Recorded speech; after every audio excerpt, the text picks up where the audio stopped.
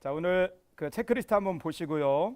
그 쭉 내용을 읽어보시고, 그 특별히 우리 고 이유식 감독님 추모 예배가 돌아오는 주일, 13일 주일 2부 예배 때 추모 예배를 드립니다. 10시 30분 예배 때 1부 예배에는 기존 예배처럼 이제 뭐 설교 내용이라든지 이런 것들은 그 감독님을 추모하는 내용으로 예배를 드리지만 그 기존 예배로 드리고 2부 예배 때 특별히 추모 예배로 예배를 드려요. 그래서 이제 감독님을 기억하시고 또 감독님의 어떤 신앙에 대해서 한 번 더 추모하기를 원하시는 분들은 2부 예배 때 예배를 드리시면 될 것 같습니다. 그리고 돌아오는 주일에도 리더 TC가 그 웨슬리 펠로우 컨퍼런스 관계로 저녁돼 있다는 것 기억해 주시고, 또 사랑 나눔 교회 방문이 24일로 한 주 연기됐습니다. 17일 사역과 이제 바뀌어져서 24일로 연기가 돼서 창대교회는 화평교구, 가덕제일교회는 양선교구, 열린교회는 믿음 2, 3, 4, 6 속에서 방문을 하고 함께 예배하도록 하겠습니다. 미리 성도님들께 공지하셔서 함께 좀 많이 가셔서 예배에 참여해 주시고, 제가 가덕제일교회를 지난번에 갔는데요. 성도님들이 예배를 마치시고 나서 이제 화장실 이용하실 분들이 있잖아요.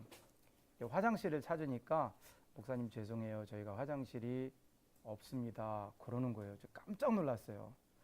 아니 그러면 어떻게 하시냐고 그랬더니 그 교회 뒤편에 뭐 공터 비슷한 게 좀 있대요.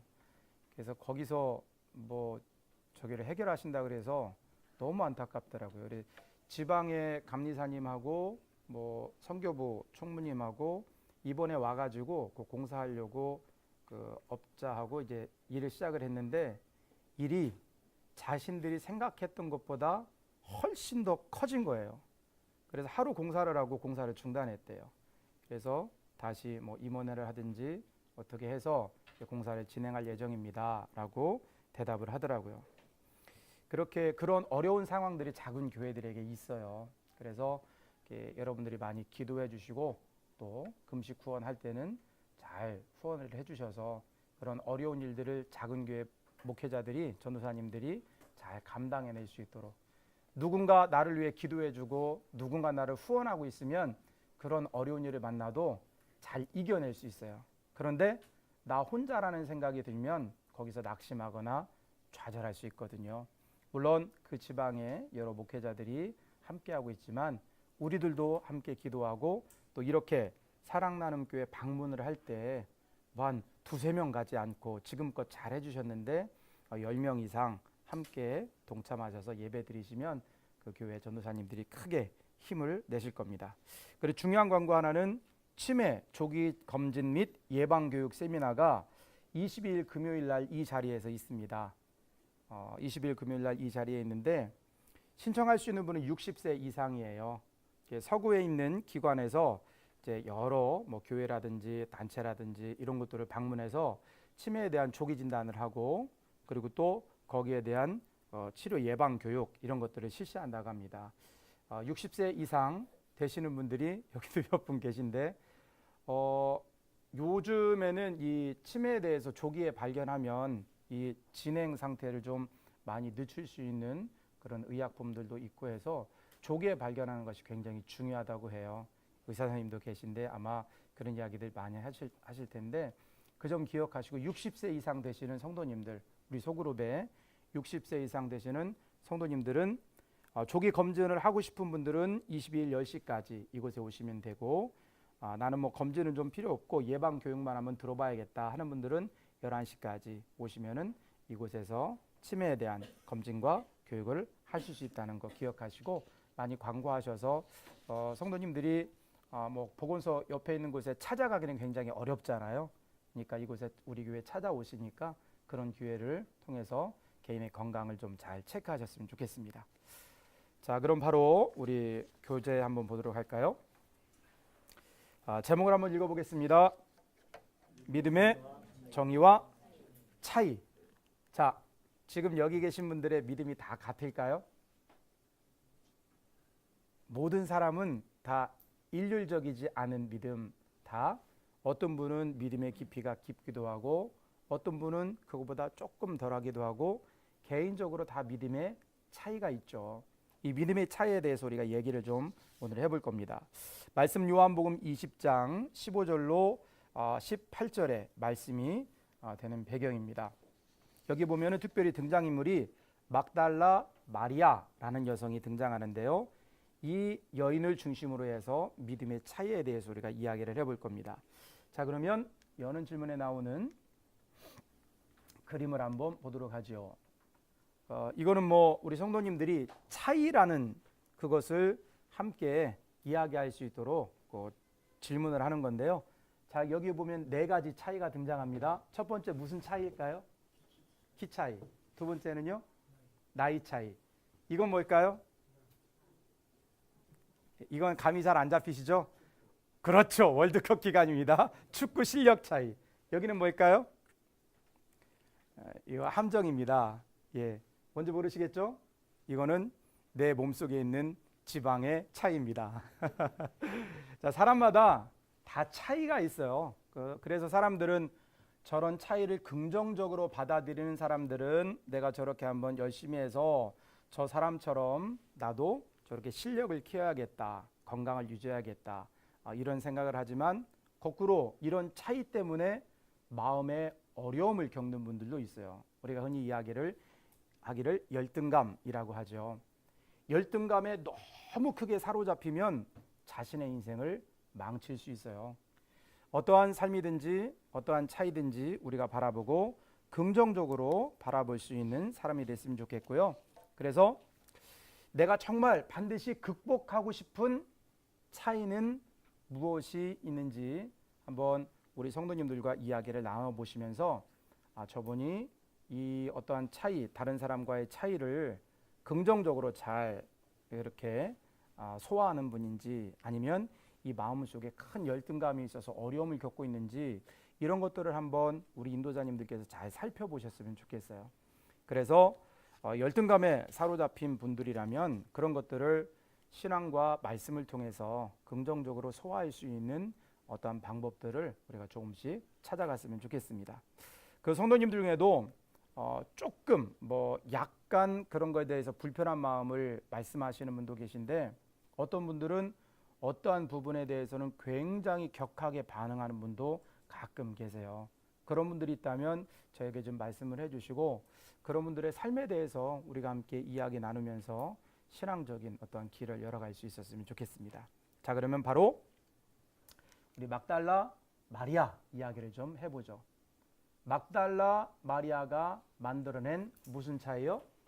믿음의 차이를 우리가 좀 살펴볼까 합니다. 하나님께서는 특별히 하나님의 사람들 우리들을 모두가 다 예수 그리스도의 은혜로 구원해 주셨어요. 이 구원해 주신 은혜에 대한 반응으로 우리가 어떤 믿음의 자리에 있는지를 스스로를 한번 점검해 봤으면 좋겠습니다. 막달라 마리아가 이야기하는 그녀를 통해서 바라볼 수 있는 믿음의 차이. 이 막달라 마리아는 정말 신기하게요. 예수님의 제자가 몇 명이었죠? 12사람이나 됐죠. 그런데 예수님께서 처음 부활하신 모습을 본 사람이 누구일까요? 막달라 마리아예요. 상식적으로 이것은 참 넌센스예요. 예수님을 3년 동안이나 예수님의 공생애를 계속해서 따라다녔던 제자들이 아닌 7 귀신을 내쫓아준 이 막달라 마리아는 유대인이 아니라 이방 여자였다고 해요. 이 이방 여인이 어떻게 예수님이 부활하신 모습을 가장 먼저 볼 수 있었을까? 그 제자들과 이 여성의 차이가 무엇일까? 첫째, 마리아는 주님의 은혜를 입은 사람이었습니다. 우리 인도자님들 모두가 다 주님의 은혜를 입으셨나요? 주님을 만난 인격적인 경험과 그런 삶의 기억들이 다 있으시죠? 지금은 어떠신가요? 지금도 주님의 은혜에 감사하면서 삶을 잘 살아가고 계신가요? 아멘. 감사합니다. 이 막달라 마리아는요, 예수님께 굉장히 큰 은혜를 입었다고 해요. 마리아라는 이름이 이 신약 성경에 굉장히 많이 나와요. 이 막달라 마리아에 대해서 우리가 생각할 때 이 사람인가? 이 사람인가? 그렇게 혼동되는 인물이 여러 명 있어요. 예수님의 발에 향유를 붓고 자기 머리털로 닦아준 여인의 이름이 뭐죠? 그녀의 이름도 마리아예요. 마리아. 예수님의 어머니 이름은 뭘까요? 마리아예요. 우리 옛날 교과서에 보면 저희 때까지만 해도 그 이름이 많이 나왔어요. 철수야, 영희야, 나가서 놀자. 철수, 영희처럼 이 시대에 마리아라는 이름이 굉장히 흔했는데 우리들이 이 막달라 마리아라는 여인에 대해서 인상 깊게 딱 그녀를 알려면 이 여인은 예수님이 7 귀신을 내쫓아 주었던 여인이라고 합니다. 7 귀신을 내쫓아 주었던 여인. 이 여인은 예수님의 큰 은혜를 입고 그때부터 예수님의 뒤를 계속 따라다녀요. 예수님이 그 골고다 언덕에서 십자가에 못 박히실 때 그때도 이 막달라 마리아가 그 현장에 있었어요. 그리고 예수님의 무덤에 향유를 가서 부어드리기 위해서 찾아갔다가 처음으로 예수님의 부활하시는 모습을 본 여인도 막달라 마리아예요. 이 막달라 마리아를 우리가 생각을 하면서 첫째로 그녀는 주님의 큰 은혜를 입은 여인이다. 둘째가 중요합니다. 함께 읽어볼까요? 마리아는 은혜를 어떻게 해요? 기억하며 보답하는 사람이었습니다. 기억하며 보답하는 사람.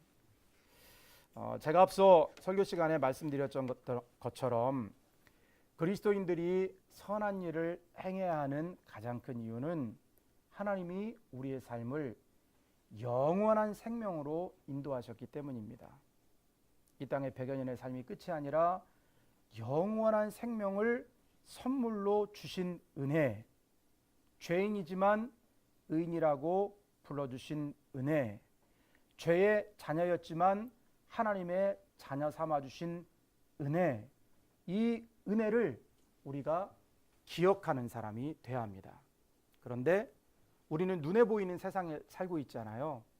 눈에 보이는 일상생활을 해가는 우리들의 마음을 살펴보면 이 놀라운 그리스도, 이 기독교의 가장 근본이 되는 신앙의 본질을 잊을 때가 참 많아요.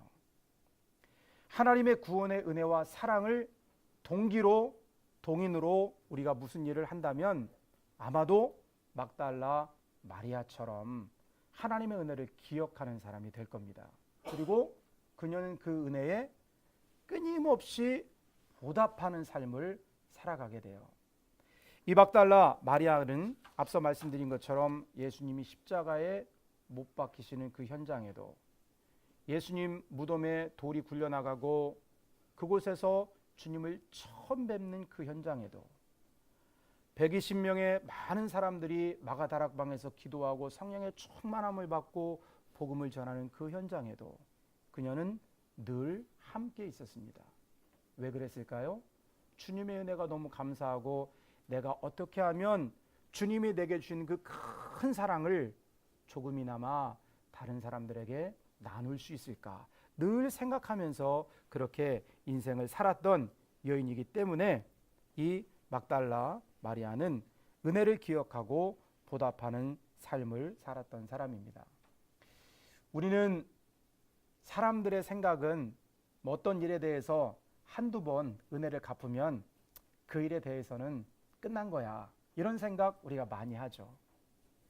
어떤 우리가 은혜를 입었어도 내가 은혜 입은 사람에게 되갚아주는 일을 한두 번 하면은 내가 더 많이 했으니까 이 정도면 됐지 하는 생각을 하게 됩니다. 그러나 하나님의 구원의 은혜 앞에서는 우리가 이 정도면 됐지라는 말을 절대로 할 수 없다는 거죠. 그것을 우리가 늘 기억하면서 사는 사람이 돼야 우리가 교회 안에서 헌신하고 수고하고 봉사하는 일들이 우리에게 기쁨이 되지, 왜 나만 이렇게 이 일을 해야 될까? 왜 나만 늦게까지 남아서 이 일을 해야 될까? 하고 생각하기 시작하면 하나님의 은혜는 다 잊어버리고 늘 불평과 원망만 가지고 신앙생활을 하게 된다는 거죠. 하나님의 은혜를 기억하고 그 은혜에 보답하기 위해서 내 삶을 하나하나 이끌어가는 귀한 인생이 되어야 된다는 말씀입니다. 세 번째, 막달라 마리아와 다른 사람들과의 믿음의 차이. 마리아는 주님의 십자가 곁에 어떻게 해요? 끝까지 남아있던 사람이었습니다.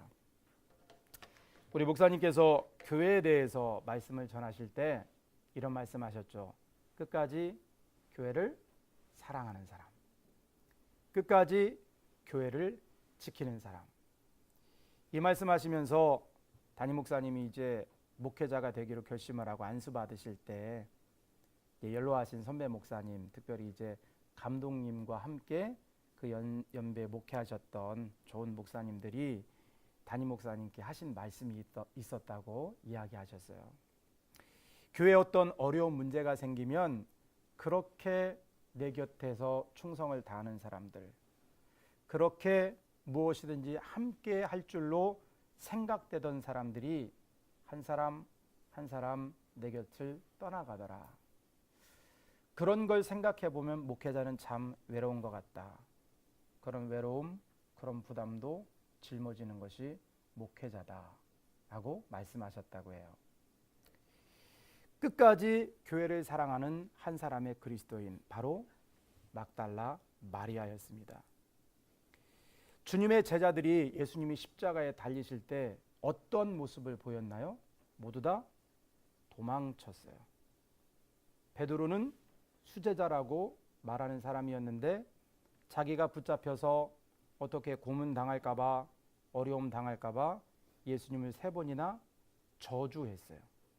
그냥 나 그분 몰라요 라고 말하는 것과 저주하는 것과는 완전히 다른 거죠. 왜 그랬을까요? 베드로가 두렵고 무서워서요. 정말 예수님을 마음을 담아 저주한 게 아니라 두렵고 무서워서 베드로는 용기 내지 못했어요. 그러나 막달라 마리아는 예수님이 십자가에 달리시는 그 현장까지 찾아가서 끝까지 예수님을 사랑하는 모습을 표현하는 이런 모습을 보이죠. 우리 모두가 다 첫째는 예수님을, 둘째는 우리 교회 공동체를, 셋째는 우리 소그룹을 그렇게 끝까지 사랑하는 저와 여러분 될 수 있기를 원합니다. 그리고 우리 소그룹의 모든 성도님들도 그러한 마음을 가지셔야 행복하고 복된 신앙생활을 할 수 있다는 사실을 기억하시기를 부탁을 드립니다. 자, 마지막 네 번째, 막달라 마리아의 믿음의 차이. 주님이 떠나신 후에도 주님의 깊은 사랑을 지니고 헌신한 삶을 그녀가 살았다는 거죠. 예수님이 십자가에 달려서 돌아가신 후에도 막달라 마리아는 예수님이 이제 돌아가셨구나, 끝났구나, 어떤 제자들처럼 자기 고향으로 돌아가지 않았어요. 이제 우리는 고기나 잡으러 가야겠다. 우리의 삶은 3년간 예수님 따라다녔는데 이제 다 끝났구나 생각하고 자기 고향으로 돌아가는 것이 아니라 끝까지 믿음의 자리를 지킨 게 막달라 마리아였어요. 그리고 주님의 시신을 위해서 향유를 준비해서 무덤으로 갈 만큼 헌신된 모습을 우리들에게 보여주죠. 얼마나 아름답고 복된 모습인지 모릅니다. 얼마나 귀한 그리스도인의 모습인지요. 우리가 이 막달라 마리아를 늘 생각하면서 예수님께서도 그녀에 대해서 그녀가 하는 일에 대해서 기념할 수 있도록 말씀하신 것처럼 늘 언제나 믿음이 무엇인가를 우리가 늘 생각하고 하나님이 기뻐하시는 믿음의 자세와 태도를 가지고 주님께 나아가는 사람이 되어야 할 줄 믿습니다.